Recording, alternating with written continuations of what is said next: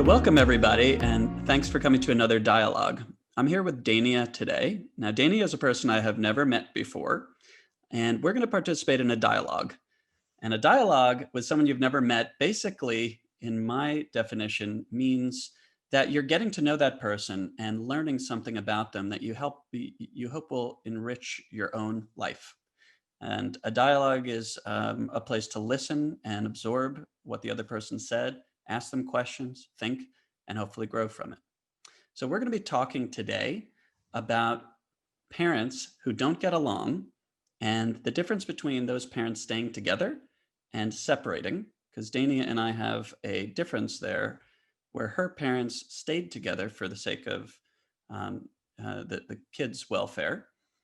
And in my case, my parents split. So that's the subject of our dialogue today. Welcome, Dania. Thank you for having me. I'm really excited to talk about this topic. Great. So it would help if you gave me a little bit of background. First, do you have brothers or sisters? And then what age did your parents do you feel your parents kind of knew that it was probably not a good idea for them to, or they felt like they weren't ideal for each other, I should say? Right. So I like to say that I grew up as an only child, but I had a half brother. He passed last year. And then I have a half sister. She is in another country. So that relationship has since been pretty estranged. So growing up, it was just me, my mom, and my dad. So very much was just the 3-person unit. And that being said, my parents were definitely not right for each other, but they did know that their goal was to raise me to the best of their ability. So I wouldn't say I was spoiled. I was well provided for. I never wanted for anything, but my dad was a merchant marine. So he was gone for 6 to 9 months straight, working on the naval ships, and he'd come home for a month. And then I basically was hitched to my mom, the rest of the time. But my mom is a very needy person, a very dependent person. So I grew up at a very young age, very fast, because I was always taking care of her. And I don't know how you have a 6, 7, 8-year-old kind of just be this little adult, but that's just the role that I took because my dad wasn't there. And when he came home, he and I spent a lot of time together. I was definitely a daddy's girl. But there was infidelities on both sides of my parents throughout their lives while they were together, before I was born and after. And so that undoubtedly contributed to a lot of the marital tension. And I grew up in a household with just arguments, yelling and screaming and name calling and just horrible things that a child shouldn't hear, no less coming from the 2 people that are supposed to love each other. So despite that kind of dark side to things, I did have a very happy childhood. I do have a lot of very great memories. And I think that's because my parents did the best that they could to foster that in their own way, in their connection with me individually, as well as just kind of grinning and bearing it when we had to be together, like out in public as a family. So it was a very complicated dynamic that I grew up. Oh my God. Yeah. So not only does that sound like a complicated dynamic, but I have so many questions, so many things I'm curious about that I don't even know where to start. Can I just start on the practical side? Yeah. Which is you grew up essentially as an only child, despite there being your half brother and a half sister. So where were they? Were they living in different households when you were a kid? Yeah. So my half brother, it was a lot older than me. My dad and my brother's mother dated before he'd ever met my mom. So this was long, long time ago. And unfortunately, my brother's mom wanted my dad to stay. She didn't want him to go overseas and work. She wanted him to work in the car factories because my dad was born and raised in Detroit. So that's not the life that he wanted. And he was very upfront with that. And unfortunately, she thought, well, maybe if I have a kid with him, that'll make him stay. And it didn't, but he took the responsibility and said, I want to be part of this child's life. I want to be a part of that, but I'm not going to just drop my career that I've worked really hard for to just work in a factory until I die. And she didn't like that. So she eventually strained that relationship and kept my brother from my dad. So unfortunately, they grew apart. So my brother stayed over in Detroit in that area.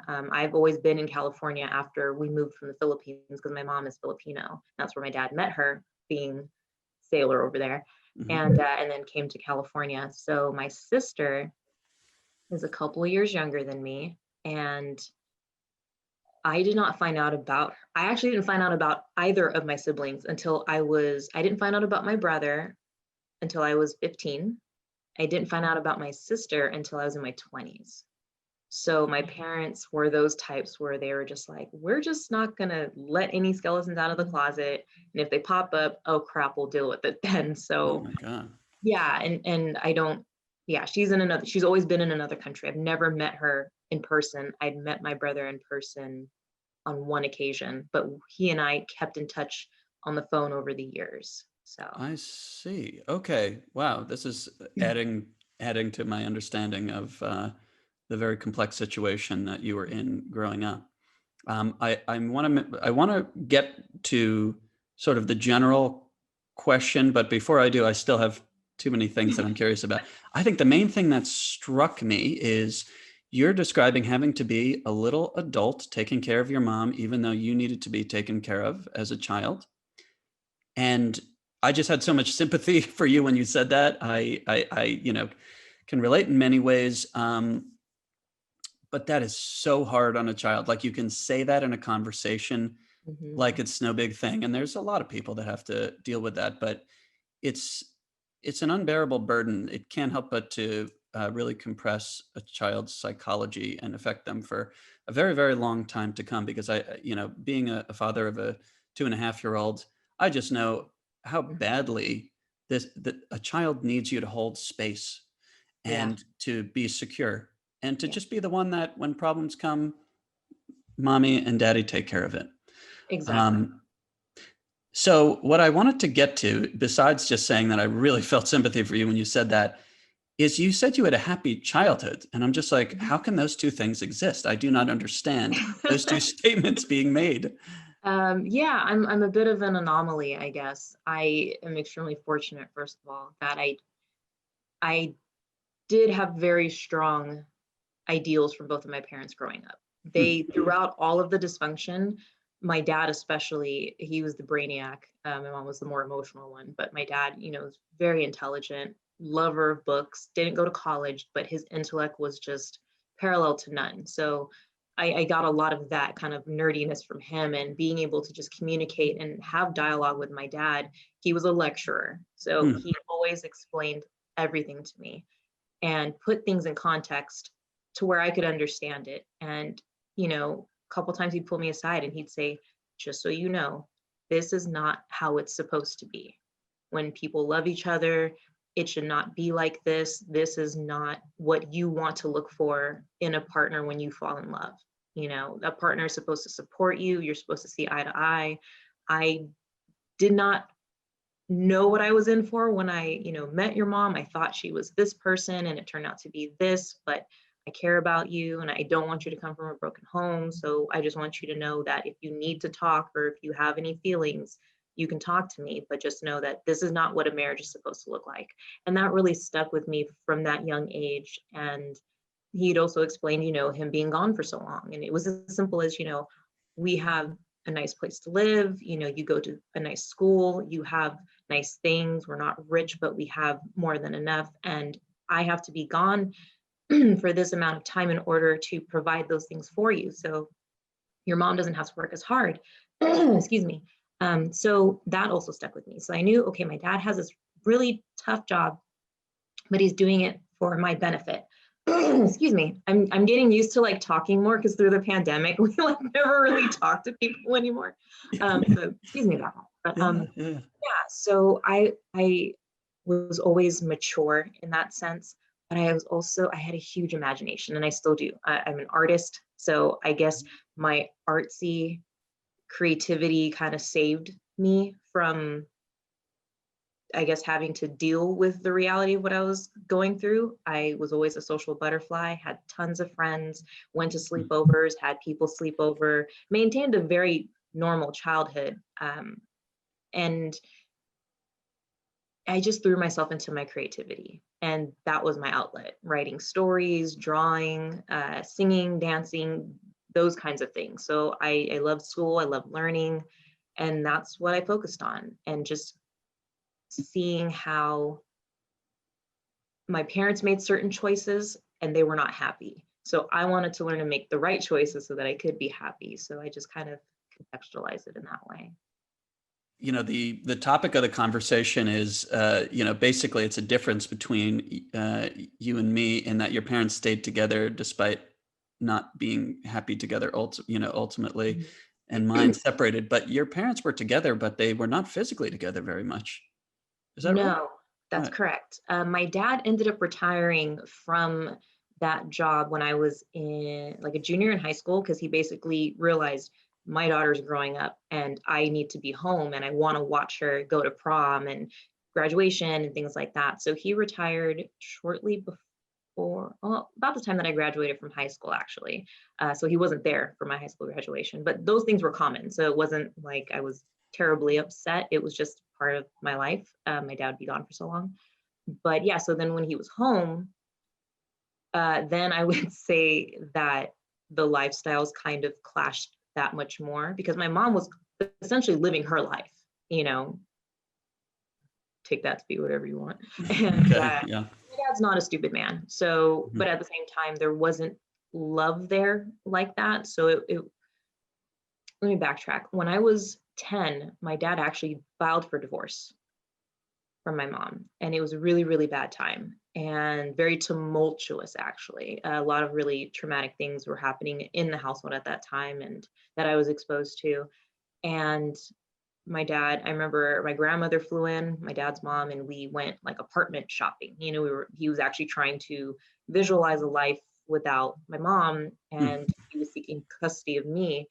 And I remember we were sitting in the car, just he and he asked me point blank, and he said, "Do you want me to divorce your mom? If I did that, I would want to raise you and that kind of thing." And I'm like 10, like, so of course I said, well, I told him, I said, well, no, I actually don't want you to divorce mom because she can't take care of herself. I have to take care of her. Oh my God. Yeah. And so my dad didn't go forward with it. And then it just was this weird unspoken, like, okay, I'm making a conscious decision to just deal with this person so that my child cannot come from a broken home. I think my dad just didn't want me to be a statistic in that sense. And maybe some of that was pride, Mm. but yeah, so that decision was kind of made. And so we moved from that town where there was just a lot of bad memories and people associated, and we moved to a new town, which was not far away, but enough that we were in a new kind of chapter. But it didn't necessarily improve the situation, because my dad, after he left the Merchant Marines, he was still working out of state. So he was still stateside, which was nice, but he was still gone for 2 or 3 weeks, come home for a week or two. So there was still that kind of absent routine, and my mom kept doing what she wanted to do. And officially, when he retired and was home all the time, my mom had already pretty much not moved out of the house, but she would just come here to sleep and change clothes, if that Hmm. makes sense. My dad was Yeah. sleeping upstairs, she was upstairs, and that was just normal for me. So it was just like whatever. Um, so Wow. yeah. Well, there's a few things I'm thinking about as you're talking that make me kind of relate to my own situation. Hmm. I'm still thinking through them, but what I'm hearing and my interpretation of it is that your dad didn't provide the model of someone that is there for you as much as you needed. And yet he provided the communication and knowledge, which is very valuable. If Yeah. somebody can be aware that what they're doing is wrong, oh my God, it's like a different world than if they just keep denying it till the day they die, which is a very common thing, unfortunately. Yes. But the model is probably more what you needed. It's just, even if he wasn't aware of it, that, it's just like breathing for him is to be there in your life. That Mhm. would have I would have to guess that would have been much more valuable. And yet I really do appreciate that despite that it was perhaps not doable for him to be there, the amount that you would have wanted him to be there, he was conscious of it, Mhm. and that's interesting. I would say that my dad wasn't he and my mom split up, and I can't ever remember a time they lived together. It was only when I was Oh, wow. between 0 and 1 that they Okay. were physically together in the same house. And my mom was pregnant with my younger brother while they Mm. were separated and divorced, which I don't understand. Like now's a great time. Let's have a baby. We're divorced. Yeah, yeah. Babies fix everything, right? Right. I think it probably was something like that. Although I have asked, I forget which of my parents was like, well, we just knew that we wanted 3 kids. And I think they probably felt like, right, kids would make it better in some Okay, way for each of them individually. But okay. it's like, we're here too, you know? We would also like security and a feeling of integration in a family. Right. So I grew up with the concept of there's two families, and not just two Mm, families, but two families that hate each other. And I really mean the word hate. okay. I learned what true hatred is from my parents' Wow. feelings towards each other.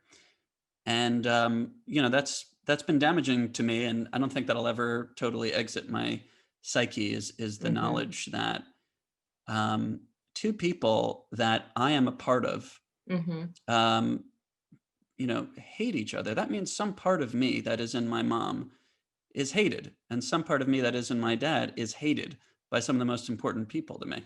This is That's stuff that is profound that you just said that just gave me chills because I hadn't even oh my gosh, that is such an impactful observation that you had. I never would have even gone to that extreme. I didn't mean to interrupt, but that just really struck me.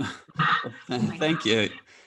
It took me a long time to figure that out, but I would sometimes I would find myself finding an excuse to feel like, oh, that person doesn't like me. Mm, And then I'd be like, why? Like, that's not even logical. Sometimes it would be illogical. And I'd be like, why am I like down on myself? right. And then I eventually connected it just in some random mental association. Like, when I thought of my dad, I thought of a guy that I saw attacked from my home constantly. And Mm, that just felt like attacking me on some level that it's probably not that hard to associate to for anybody that understands what it's like to have parents in great conflict. Anyway, but yeah, thanks for thanks for what you said. It took me a long time to figure that out. yeah. I sometimes will fantasize about what it would have been like if they would stay together. If they had stayed together. Now, it would have been brutal in probably some of the ways you're describing, although Yeah. very different parent situations. I would say just I don't. Again, it's hard for me to know exactly or very Mhm. much about the people your parents are, but you Yeah, know, absolutely.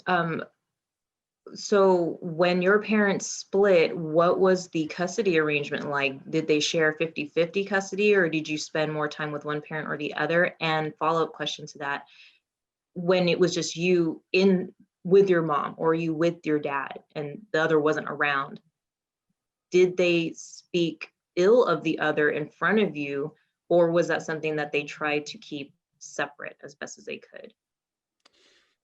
as to your first question, I saw my dad once every 2 weeks. It's went down to once a month for a while, and I lived with my mom primarily, and there was constant custody battles. Both of them Mhm. wanted basically full custody and to cut the other one completely out of our lives. Wow. Um, at different times. Sometimes my dad seemed more focused on his life and his relationships and kind of chasing women and stuff like that. And other times it was always clear to me that he loved us very much. I'm the middle of 3 boys. Okay. Um, and yet he had other priorities, and I just don't think he was thinking that hard about it. I think in a way your dad was conscious in a very beneficial way, kind of like I was mentioning before. Yeah. I think I would have done anything to at least hear. I know that mentally I can't be there. In your case, it's physically. In mine, it was like more mentally Mhm. because he always lived just a few minutes away. But I wish I could. I know that's on me. that's something that would have brought a lot of relief to me to hear, a consciousness of what I needed not being fulfilled, and the fact that, yeah, maybe he can't do it, but at least he could tell me that he feels that, that unfortunate fact. And as for the second, I was with my mom so much more than my dad, but my mom wouldn't even let me refer to my dad. It was not like allowed No because she way. hated him so much. Yeah, which Oh, uh, wow. obviously was very damaging, because it was like, oh my God. And I always wondered what it was he did. And I was like, did he like have a completely separate, did he like get married to someone else at the same time you were living together and deceive? That's Like what he I must was have, gonna ask. Like, yeah. what did you ever find those answers? Did you ever get any indication of how these two people just came to get to this point? I mean, Yeah. Um, Not a very simple and satisfying one. I think I have an idea of it, but there wasn't infidelity, but there may as well have been. I think of infidelity as a result of not having your needs met and not being able to mhm, talk about it, more so right. than a bad thing that then causes people to be separate. You are separate before that, before the idea comes into your mind. In my Mm, opinion, that's okay. been my thoughts about it. But there may as well have been, because they obviously weren't able to fulfill what they needed from each other. And I think it had something to do with that they both needed us in the same way that you said that you were needed so much by your mom. Mhm. They both really needed us to be there and make them feel better in many ways and kind of give more meaning to their lives. Yeah. And both of them would use us in different ways, not intentionally. Neither one of them ever had bad intentions. I don't blame them for that, but it doesn't mean that I don't, haven't over the years felt a lot of the pain of it. It doesn't matter if they meant it or not. I think it was always about like, you're getting in the way of what I really need. And I think that Mm, reminded them of anger that they probably have for their parents or something that is like long ago. And somehow they use each other as a vehicle for that anger. That's my best guess, because there certainly is no clear explanation. is that same level of animosity still present to this day, or now that you and your siblings are older, obviously adults, and are out of the house, are they just completely happier now because now they really can focus on themselves, I guess? Or like, do you have any idea like where they Yeah, stand? there's not as much anger, because I think the kids are not an object of conflict anymore. Mm, So it's easier for them, but neither one of them has spent a lot of time in therapy or anything like that, which is, I think, would be the most helpful thing. Any form of soul searching therapy, I think, would be ideal to figure out what were the underlying conditions that made all these difficult things occur in my life and in their life, and all this animosity. So yeah, they're happier now. But so I'm trying to step back and think about the difference between our situations. yeah. Yours sounds very difficult, but it sounds, I mean, it's clear you're a survivor. And I say that just as someone that like kind of makes the most of a difficult situation. Yeah. Do you think that's a personality thing? Or do you think like the help that you got, I heard about it from your dad, not Mhm. as much about your mom and ways that she may have helped you? Because as you say, there was happiness, there was some recognition of what was going on, so you could at least contextualize it. Yeah. Um, yeah, to what do you attribute you getting through it as little, as unscathed as possible, essentially? Well, the funny thing is, I was definitely scarred by a lot of it, and but I always grew up being the glue. I was always in charge of holding it together without being asked to. It just felt natural. So maybe a part of it is a personality thing.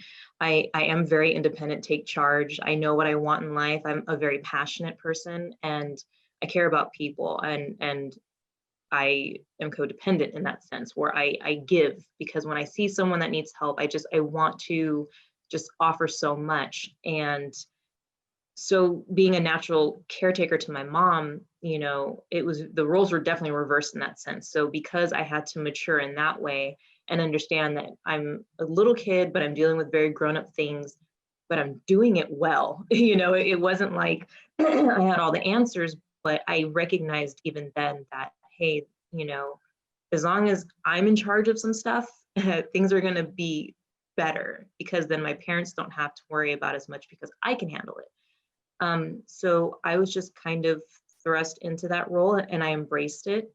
But when I got to be in high school, and started dating, and I knew from the age of 15 that I did not want children.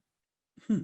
It was a very conscious decision. I didn't wake up one day and just go, nope, no kids. But every time, you grow up with friends and girlfriends, especially, I always had sleepovers at my house. We would go on adventures and, trips together. And everybody would start talking about, what you're going to name your kids and how many kids Hmm. you're going to have. And I just kind of said answers. But in my mind, I realized I'm just playing a role. I just don't want to be the weird one who literally didn't grow up planning my wedding or what dress. I love comic books. X-Men and Avengers. I was a girly tomboy. I was in Hmm. the dress, but I was chasing the boys with worms. Like I was that person. Huh. So I had an ex once tell me that I had a great balance of masculine and feminine energy, Huh. and I've just always been that way. So I will definitely, I can't say that I came to that conclusion on my own without obviously seeing the model of what marriage is not supposed to be. I think most people go, oh, it's because your parents had a bad marriage. It makes sense that you wouldn't want to get married and have kids. So I won't completely say that's not true. To an extent it is, but I more or less looked at that situation as going, God, that looks like so much work.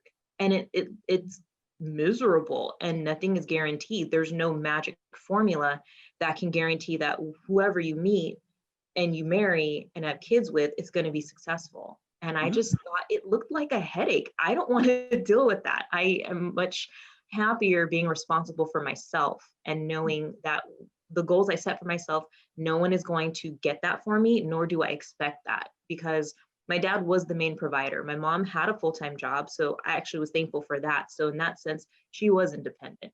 She made her own money. They kept separate accounts. They didn't do the joint account thing, which I do believe in, like keeping it separate, So Mhm. even if I got married, I'd be like, let's do a joint account just for like paying bills. But I want my own money to be my money and vice versa. But it, it definitely affected me when I was in high school and starting to date and have relationships. I was just always the guy because I saw how strong my dad was, and my mom was just so emotional and just erratic and just drama.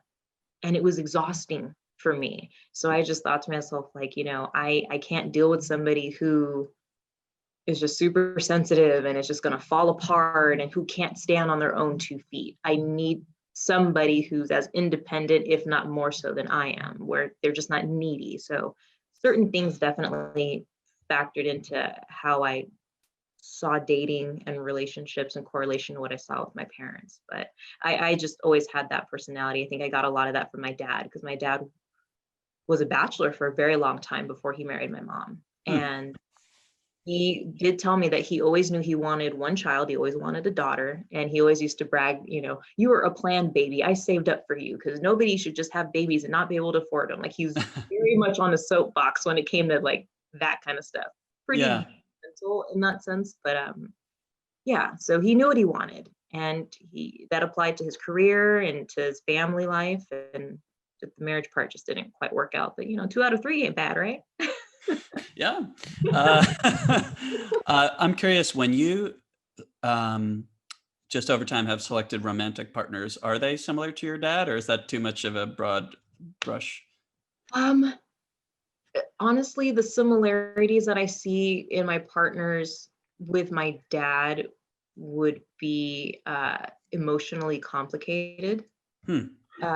My dad was a very complicated man. He suffered from depression since he was young, but did not believe in therapy. He was of the very tired, old school train of thought that if you're crazy, you go talk to a therapist. You're not Hmm. crazy, so why are you talking to somebody? That's weird. Something's Hmm. like wrong. So unfortunately, he had his own demons and his own issues that were never dealt with properly. And I would imagine that that accounts for a lot of, he had a horrible temper. He was a screamer. I grew up in a very verbally abusive household. Oof. Oh my So God. Thankfully I wasn't beaten. That just wasn't a thing. I mean, when I was a kid, I got spanked, but my parents never slapped me. They never hit me or physical Mhm. altercation. But my dad was very powerful with his words. He could just say something in a certain tone when I get in trouble and I'd break down in tears. So I was very emotionally fragile. And I don't think my dad, at the end of the day, liked who he saw in the mirror. And so he would project. And Mm. I, in the past, have dated men who would project because of their insecurities. And being with someone like me who is very put together, I know what I want. I've always worked for everything that I've gotten. I don't expect anyone to take care of me. And I think for some men that have those kinds of issues, it just brings out the worst when it comes to being in a relationship because they feel like they're not man enough, or they then accuse me of things because they're insecure, and it's messy. So yeah, I find a lot of joy in just being single. Wow. Yeah. That is so interesting. I can't even begin to respond to all of the thoughts and questions that what you just said brought out. It's wonderfully like self-aware that you know that maybe not the best part aspect of your dad is something that you tend to seek out in a partner, which is the emotional complication. Mhm. But one thing that I've observed is that we often form a view of the world, sometimes one that is not very accurate if we were to really think about it, in our childhood. And that's like the shape of the world. Mm. And in our mind, that may as well just be literally what the world looks like. And we often create realities in our adult life that conform to that shape just to make sure it checks out. It's like we're mentally making sure that our view is correct. And I do that all the time. Mhm. So I don't know. What you said made me think about that a little bit. You talking about, I mean, it's just so wonderful to be able to provide for yourself, to be strong and independent, fine whether you're single or with somebody, like it's not a tremendous preference. Um, but I think about the fact that you had to be um, alone more than you wanted to be, particularly in relationship to your dad. And it just feels like there's probably so much complicated stuff in there about what a relationship looks like for you. Yeah. I Yeah. won't begin to presume that I could know, but but um, I don't yeah. know. It just made me think of that, and I just, you know. Yeah. No, I appreciate that insight. So just in us talking, so you mentioned being a parent, and Mhm. and that's intriguing to me because I, like I said, I'm fine making the choice that I've made, but what hesitations or what led you at that point? Did you always know you wanted to have kids and get Mm. married? I don't know if you are married now, or what the dynamic is, but how did you arrive to that conclusion when you realized you wanted a family? I mean, what were some of those thoughts that came through your mind? Because I would imagine there's just like a slew of them with that Right. decision. So thank you for the question. In contrast to the way that you felt like I know how difficult this whole marriage and relationship with kids thing is, and there's no guaranteed good outcomes. Since I was very young, strived to have kids so that I could give them a more secure childhood than I had.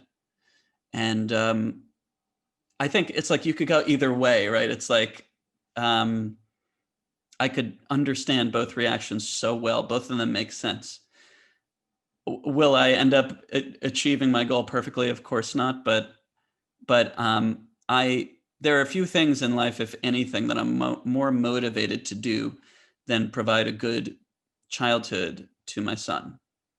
Now that could easily turn me into someone that's trying too hard and ultimately then is not helping as much. But even that, I try to like reverse psychology myself and be like, let him, let him play somewhere, even if it's dangerous, or let him make his own decisions because he needs to be independent.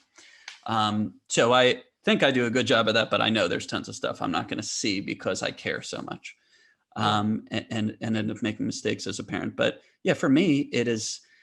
Uh, I wanted to have kids since I was maybe 12 or something like that. Not in like the fantasy way, like sleepovers Yeah. like you were talking about, but I was just like, one day there's going to be a little boy, and I would picture myself, because uh, I think one of the things that having a tougher childhood did to me, is it made me kind of narcissistic, where I just, thought that I needed to take care of myself. And I don't feel that I am that way anymore. I've worked super hard on that over the last like 10 years, That's good. because it's a weird thing to call yourself. You're like, I'm a narcissist, but Yeah, yeah. I was. I mean, I think I just needed to take care of myself so badly that I became like really self-involved in my 20s and stuff. So, but I would picture myself when I was little, and I would say, one day I'm going to raise a little version of myself, and he's going to be happy, and his daddy's going to be there, and if I've anything to say about it, his mom will be there, and you know that's what my son has. And for me, and I think everybody, marriage is hard. It is a lot of work, but I'm happy to do it. I'm a hard worker, and I don't mind doing the work involved in marriage, because I love my wife. I'm fascinated by the person she is, and we communicate a lot. And that's how we get through turbulent times, or when each of us gets into our own little cycles. Everybody has their own like dramatic cycles and stuff where they can get caught up in things. So it's part of what creates meaning in my life. I'm curious what your reaction to that is, because you are professing, and I don't, I know that you might change. I don't know, but it doesn't sound like you want to. What's your No. reaction to what I'm saying? I think it's beautiful. All of my friends, have kids. I've been there in the delivery room. Like Oh wow. I like kids. I love kids. I'm a mentor and a coach, and I work with young people. So for me, I am interested in giving back to the kids that are already here. And Ah.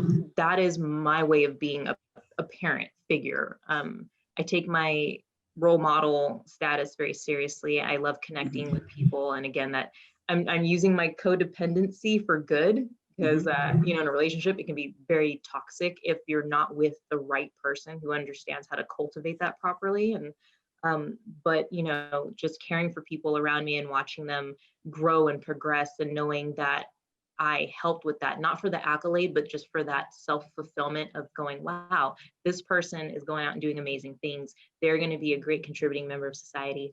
That is a way that I feel I can give back to the world in some of the ways that parents kind of want to have kids to just carry on, not just their family legacy, but to put them out into the world to do great things. Hmm. And I've never subscribed to needing to do that in the biological sense. I would feel no less fulfilled at the end of my days if I never gave birth to a child. But people that know that that's what they want, I am thrilled for that. Hmm. Um, I wouldn't call it a disconnect has a negative connotation, but I'm a very sarcastic and witty kind of person. But there are times when all of my friends know how I am. I'm going to be Auntie Dania till the day I die, and I'm totally. And I just remember, because my friends do live vicariously through me, so it's almost like this weird harmony that we've created, where I'm off doing my thing and adventures, no strings attached, and we get Hmm. together. Tell me your stories. I got to know about this, and I'm like, all right, give me your kids for a day. Go be grown-ups. So it's this kind of really cool relationship that I have with my friends and their families. So I still get my kid time, but at the end of the day, I'm more than happy to give them back. So Wow. That sounds nice. Well, I'm just so fascinated by what you just laid out, because I have to admit that earlier in the conversation, like my first reaction to you saying, "Oh, I'm not going to have kids, not planning on it. It's basically it's a difficulty with uncertain potential outcomes and not going to do it." My thought was, I respect what she says, but maybe her mind will change. I think I was immediately going to, well, but the highest good is to have kids, which I don't even believe logically, but I think I just right, that's what I society assumed. tells us, that that's what that is. True.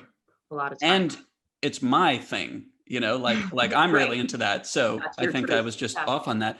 Then when you started to describe the relationship you have with your friends' kids, and you being a role model and a mentor to them, I was like just very touched by it, because That is so important. And there are not enough people doing that. Kids need that so badly. And Yeah. so I just felt like, wow, is she doing something important? Just, and obviously I don't know you or the way you act with them. I mean, I'm getting a sense of it, but just being conscious that that's an important role that needs to be filled and that you can fulfill that is very meaningful. I'm just Thank glad you you. do that. And yeah, this is new for me to learn about that role that a person can have. I do appreciate that. Some people get it and some people say they get it, but they kind of don't. I try very hard to not get defensive because unfortunately I'm of the thought that we're beaten it's beaten into our heads so much what the formula is to be successful in society.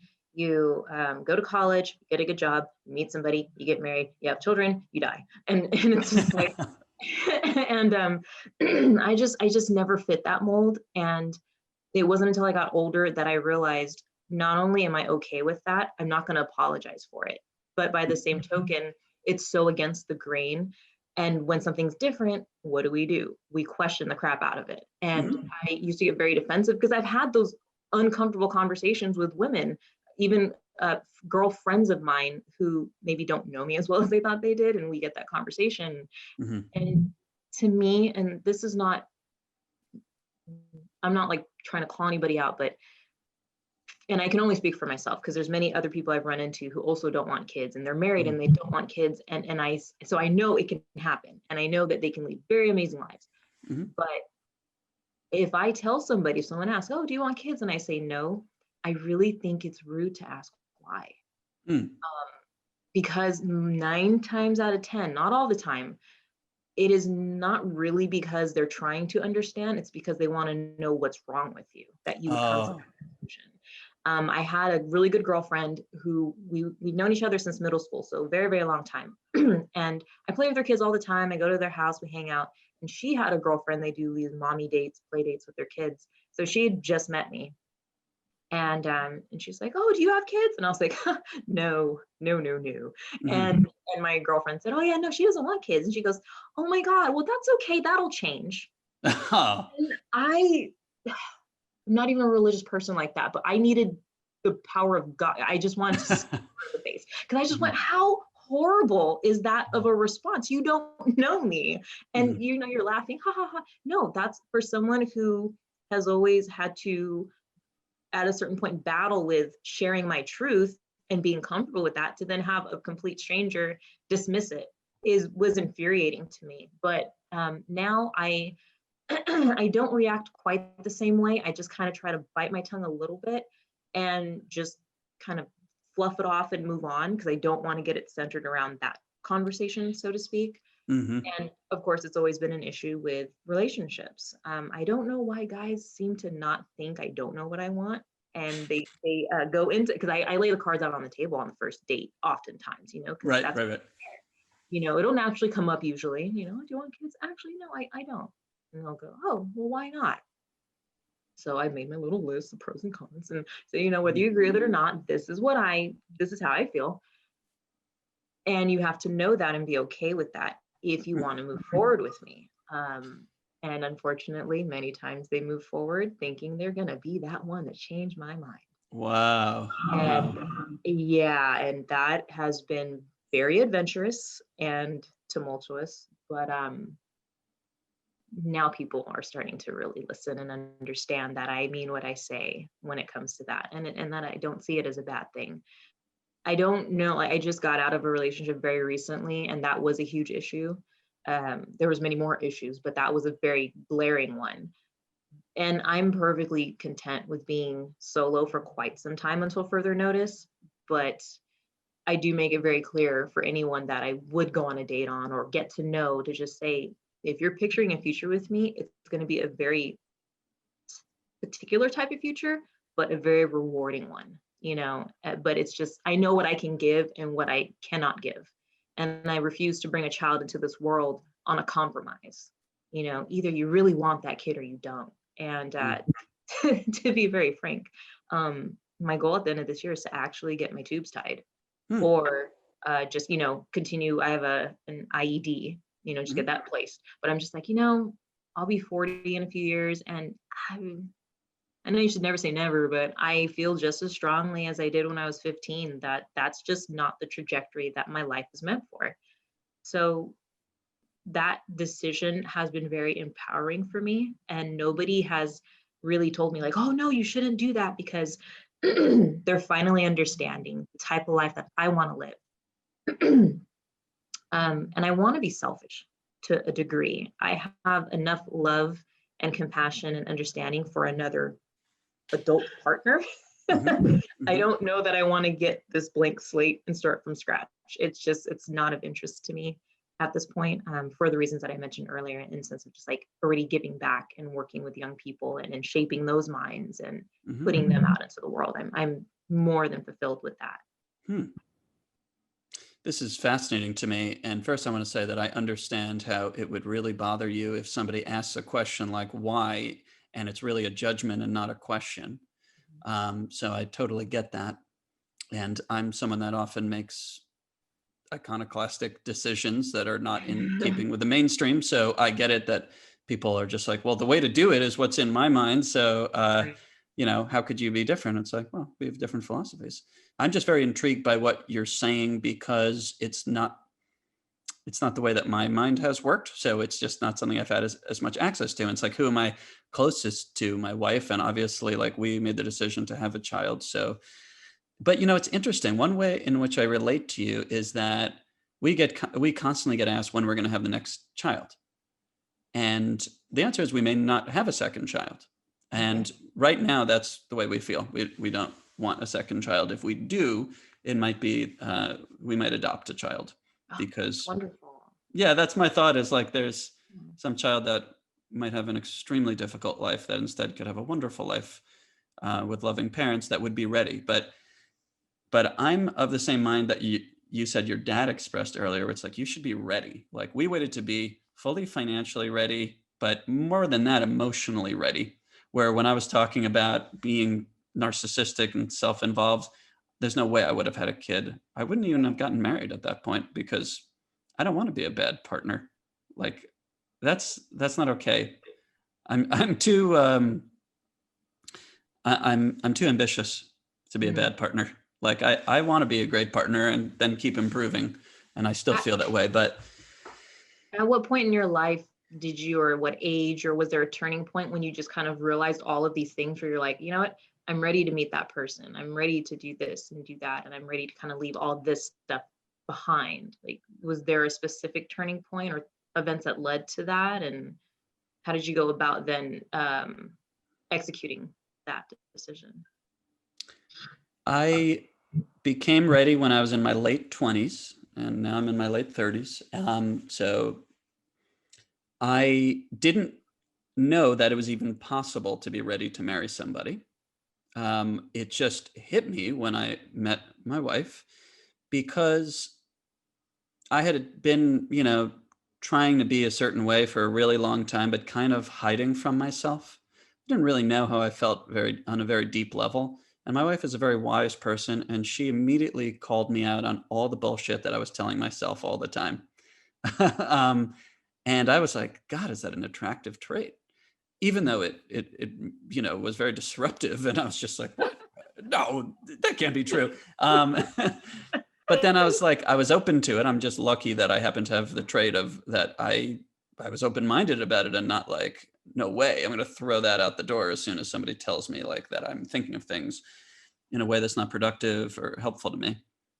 I think when I met somebody that showed me that they could grow with me and help me develop into a more self-aware person, a person that's I think of as like having a higher consciousness, and by that I only mean that my life could be more dedicated towards things that are really have meaning, really matter to me. And that needed to start with me getting out of my own way. That's what made me know that I could marry somebody, and my wife was the one that showed me that that's possible. And then it opened the door to all these other things. It's like, oh well, we just spent years and years like talking and figuring out who we are together, and then it was like, then we both wanted to have a child, and that certainly keeps you busy. And Mhm. I have a lot of ideas of how I want my life to develop, and she's my partner in that. So I'm just lucky that I met the right person because I never had any interest in getting married to. I thought I wanted to get married and have a kid, but I was like, how will I find somebody? I don't get it. What the heck does that partner look like? I'm so happy for you. I mean, that's to have come from the background that you did, and you like you said, you experienced hate from such a young age, and even though you were in a sense removed from the situation because your parents were divorced, it was still part of your life. And I was present in the hate all the way through till my dad passed last year. I mean, it was just Mm. consistent thing. But for you to have found that you can be, in a better position to take all of that and turn it into something positive, as opposed to just living that and carrying those bad habits and self-destructive nature, I think is just really inspirational, that you really can take charge of your life if you want it badly enough and if you want to put in the work. That being said, did you and your wife do any couples counseling or seek therapy together, or was that a journey that you did on your own? First of all, thank you for what you said. It means a ton to me. And yes, we did. We've done couples therapy on and off for years. I'm a huge believer in therapy, as you may have been able to tell from this conversation. And I'm a believer in individual and couples therapy. For me, it's like, why wouldn't you do that? It's like the worst that can happen is you don't get enough value from it, and you just have someone that is there to listen to you talk. And the best that can happen is your entire life can change. You can no longer be living within boundaries that were constricting you from having a fuller life of development and growth and openness and curiosity and all the things that I think we all would like to be. So, yeah, sorry, I got a little lost in in that No, yeah, notion, but that's okay. yeah, Thank you for sharing that. Yeah, it's yeah. amazing. We just have a few minutes left, but I have two questions that I've been like really wanting to ask that just didn't find a home in our in Sure. the organic flow of our conversation. Yeah. One just came up, and then maybe I'll have time to get to the other. Your dad recently passed. You Mhm. just mentioned. Did anything come together feelings wise? Like what did like I know it was probably like deeply sad and obviously tremendous loss, but I'm curious if anything felt more settled. Some people talk about like when there's complexity with a parent, there can be Mhm. relief sometimes. I'm just curious what that was like for you. Yeah. So just a bit of quick context. My mom basically moved out of the house, and so I'd been in this house with my dad the entire time for the last several years. When I Oh decided to my move back god. home, and he had a stroke. I was there when it happened, so I knew the signs right away and took him to the hospital. And that was several years ago. And Oh my god. and I'd been basically his best friend. I was the only person he let in, and Wow. and it was beautiful, and it was unexpected when we lost him to pancreatic cancer. He was older and had been slowing down, didn't live the healthiest life. So it seemed, okay, this is him just not feeling well. It's being old and, not healthy.